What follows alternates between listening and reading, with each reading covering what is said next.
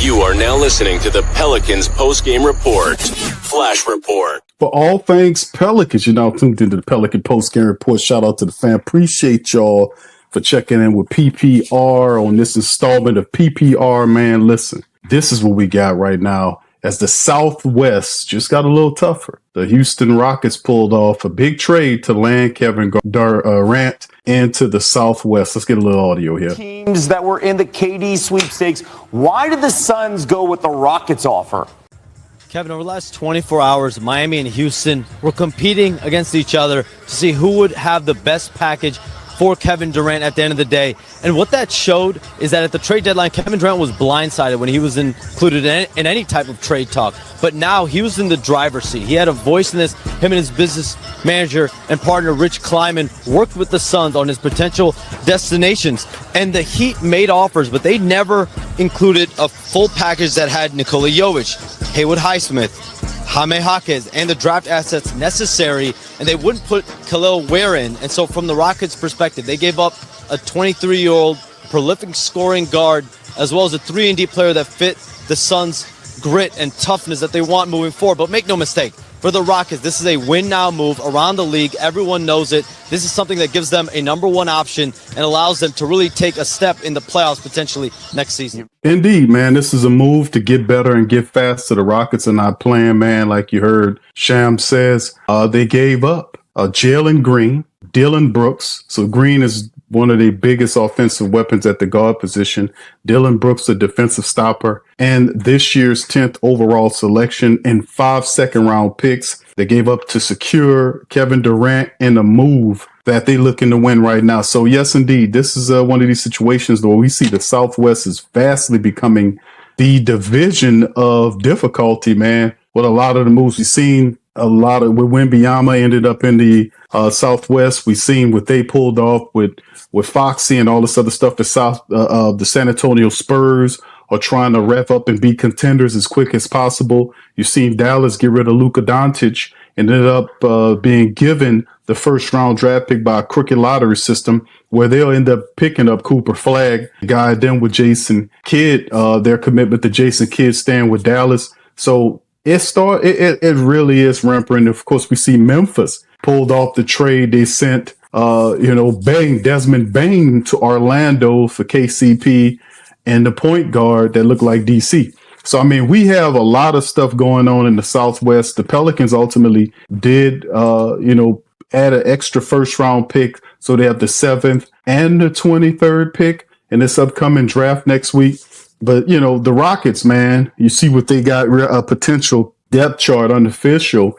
You can see Sengun, Durant, Amin Thompson. You see Fred VanVleet, Reed Shepard. They still have Cam Whitmore, Jabari Smith still there, Steven Adams. So they have a very interesting team, to say the least. And all this does this put pressure on the Pelicans to compete and try to be relevant? Well, let's kind of look at that. Shout out to the Pelican Debrief. Did a wonderful job on this article, just basically allowing us to get a view on just how more difficult the Southwest is getting now. And that's what we were saying about when Joe Dumars came into the building. You got to get rid of Willie Green to give your team an opportunity to win right now. The Pelicans, in my opinion, are in a win now scenario. We got to win right now. We got these young players right now that's realized we have to win right now. And Willie Green, we'll see if he can carry the day. We already know, a large degree of what we've seen over the last year and maybe the year before that, but it's still up for discussion among the faithful. This is terrible for the Pelicans. As Lambert lays out, Durant is officially no longer a Sun, and it spells disaster for the Pelicans. Why? The Phoenix Suns, we talked about the trade already. With Durant now being traded to the Rockets, the Southwest Division only gets harder for the Pelicans. First, the Mavericks land the number 1 pick. Okay, that's bad, but at least whoever they draft will need time to develop. Then the Spurs got the number 2 and paired it with De'Aaron Fox. That's stone. And when it looked like the Pelicans might catch a break, the Grizzlies sent Desmond Bain to Orlando. Kevin Durant gets traded to Houston. It feels like a nightmare stretch for the Pels. Not only do they have to see Victor Wembanyama 4 times a year, but they have to see Anthony Davis and Cooper Flagg 4 times. And now Kevin Durant 4 times a year with a team that was second seed out West last season. If you thought the Rockets were a problem last year, they're now even a bigger one today. New Orleans has had their fair share of injuries, and it was awful because of them, but the Rockets easily swept the season series last season with an average of 25, making the Rockets coming into 25-26 season a scary thought. However, now that adding Durant and not losing Fred VanVleet or Sangoon or Thompson or Eason or Jabari Smith, that would seem to be a good move for them. Houston adding NBA's 5th best defensive rating this past season. Now is adding his greatest pure scorer of all time.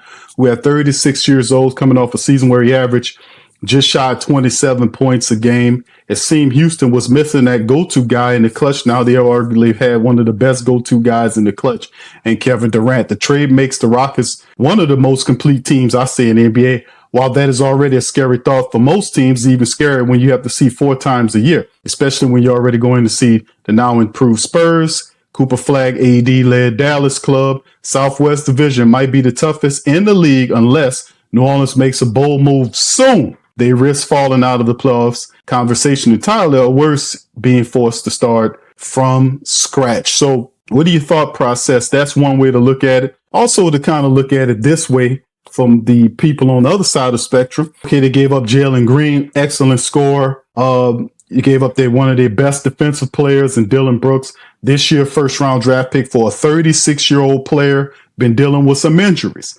That's a gamble for the Houston Rockets, right? It's a big gamble. Giving up a guy like Kevin Durant, missing a lot of injury time, would that be a smart usage of the time to surrender a young, really good scorer like Green, Dillon Brooks, a really solid defensive stopper, a top 10 first-round draft pick, and 5 second-round picks? To hell with the 5 second-round picks. That's a lot within itself to talk about. So that's 2 different sides of the thought process, the conversation. Which side do you guys fall on? Do you think that this could be a big deal for the Pelicans or not?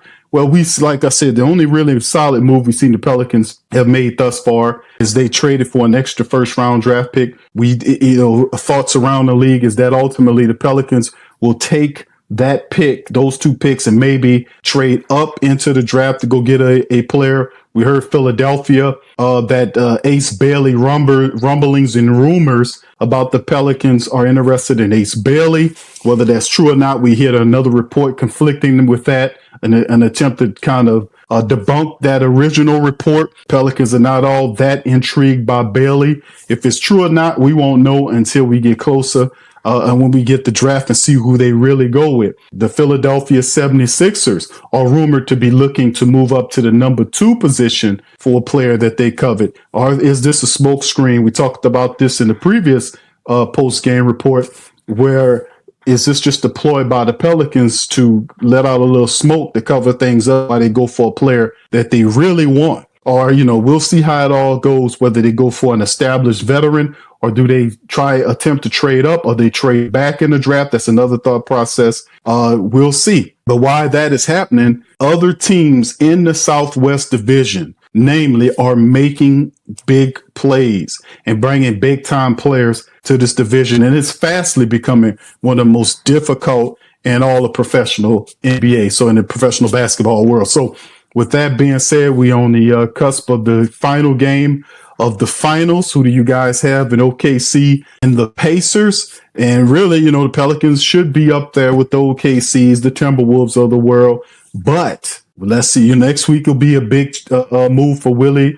Not for Willie, but for Joe Dumars, with Bryson Graham headed to Atlanta. He's out there with the Hawks now. There's no reports about them adding a new general manager. We're thinking that Troy Weaver just will fill in that position. He did that in Detroit. So that would just basically be a position that he assumes and fall into that role, him and Joe Dumars, looking to try to build or put together a team that's more stable and more difficult going into it's going to be a real interesting season for the faithful. So with that being said, y'all tell me how y'all feel. Hit the comment section up. Put your comments below. Let me know. Is this something the Pelicans need to be concerned about or not? Put it in the comment section. Let me know how you guys feel. With that being said, also hit the like button, hit the subscribe button, hit the share button, light it up. And listen, I'll be back with another one from PPR. With that being said, I'm out. Much love, man. Appreciate y'all